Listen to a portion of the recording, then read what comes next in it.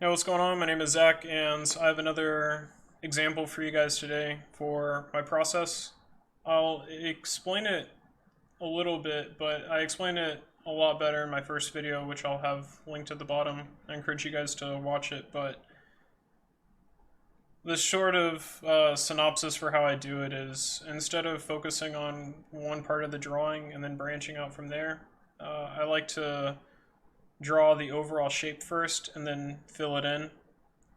The best way for me to sort of describe this process is I have a really long last name, and I can't tell you how many times when I was in school, I'd be writing out my last name and I wouldn't have enough space at the very end. And I remember I had to think about the placement of each letter before I'd have to write it, just so that I wouldn't have to finish writing it on the second line or something like that. So that's sort of how I approach these pictures is if I'm just focusing on the eye and then I go from there, I find myself erasing and not putting things in the proper position when I first start to sketch it out.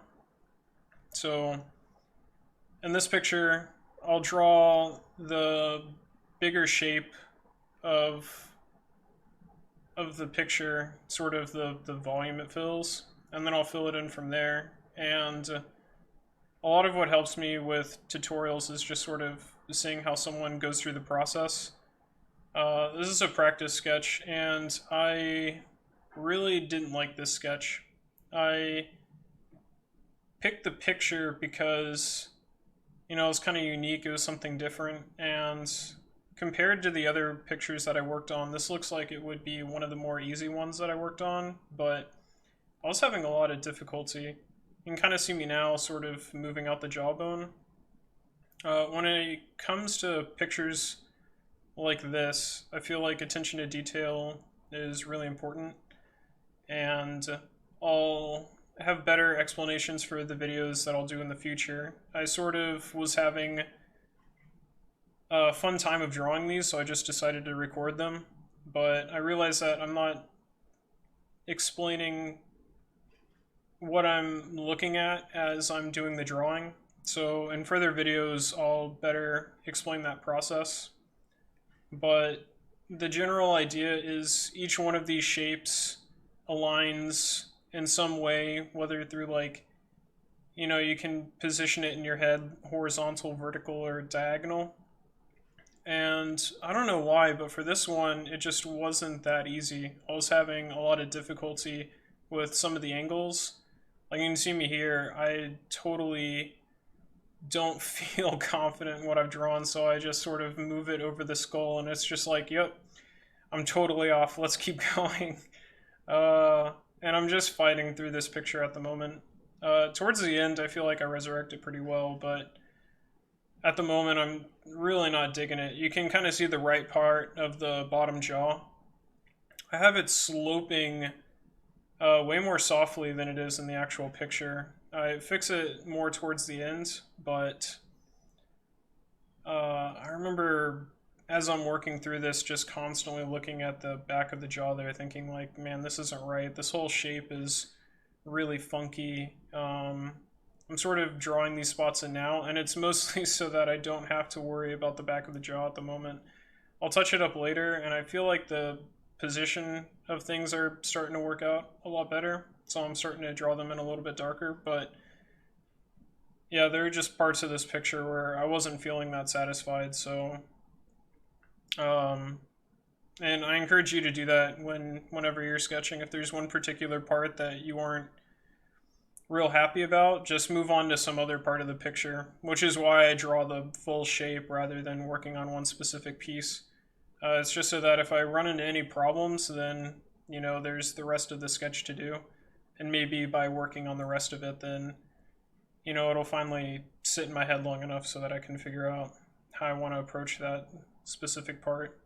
Um, I go in a little too ham with the contour lines here.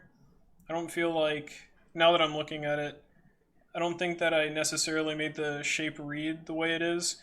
Like, and this thing's really funky. Like, it's got, this eye socket is really weird compared to the other ones. It's got these two little, like, notches that come into the eye, which I'm not, I don't know, that doesn't feel incredibly normal. Cheekbones are just kind of funky on this one. They're really sharp, which you can tell if you're looking at it, because instead of like on the jawbone, there's a gradient between the lights and the darks, so you know that there's a smooth curve there. For the cheekbones, it just goes from light straight to dark, so you know that there's a real sharp curve there. And yeah, again, it's just really funky shape, but again, that's a point of practicing all this. Drawing skulls are super forgiving because, again, each one's a little different. If you aren't looking at the picture, if you're just looking at the sketch that you drew, then it's looking pretty good because these aren't things that you're used to seeing every day, and you can just practice your line art and not have to worry about how well the sketch is going. You don't have to be 100% accurate.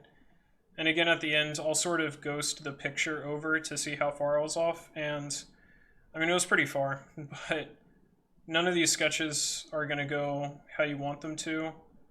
And instead of focusing on one skull or whatever you want to draw, something that's easy,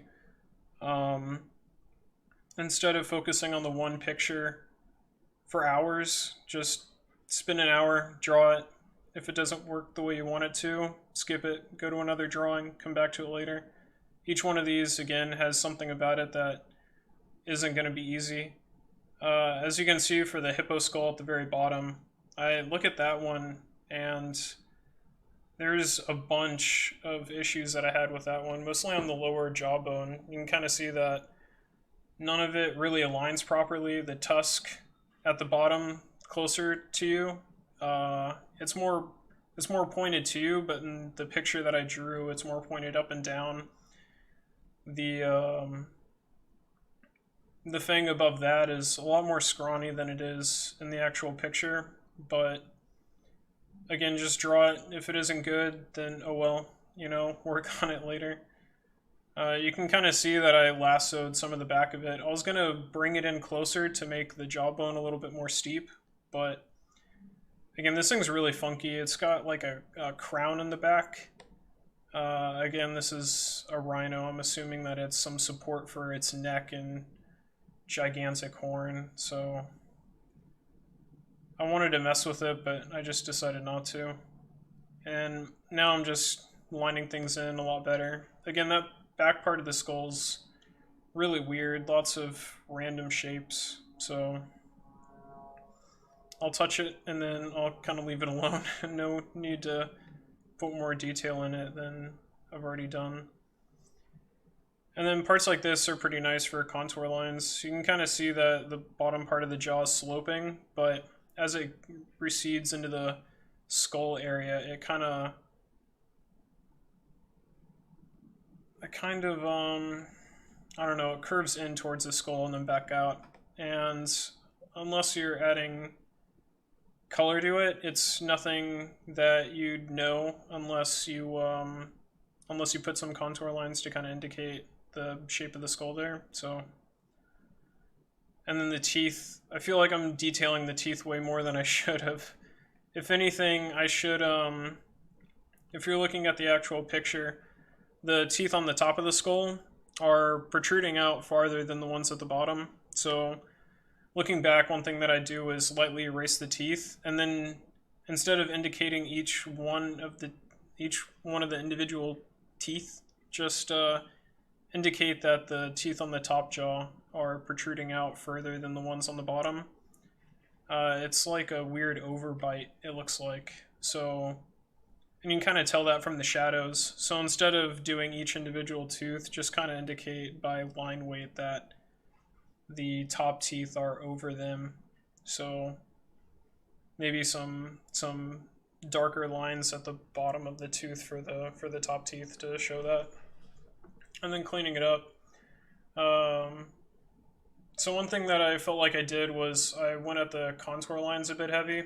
So I'll transition here into just, well, what I do for what it shows is I've erased it out, which I was just about to do, but instead I just skipped ahead. I filled it in It's a little unnecessary for me to show me erasing the lines and then redrawing the thing all over again. So I skipped ahead to that. And then here is just looking at the picture. Once it's done, which I was happy I finally finished it. It looks pretty good. Doesn't look exact, but it's whatever. I had a few more things I wanted to practice on, and I felt like I learned a lot with doing this picture. So instead of just continuously struggling on it, you know, I learned what I wanted to learn and then just move on. This is me just having fun at the very end, sort of like stabbing my sword in the ground and just finishing this thing. And then again, not the full color range, just a little bit lighter than the background to indicate a highlight, and then dark but not too dark, and then nail it in. So again, posting this up, I'll be on Twitch this morning, which I'll usually be for the mornings Central Time. If you have any questions, just hop over there, ask me anything. Like, comment, subscribe. If you guys have anything that you want me to focus on in the future, then post it in the comments.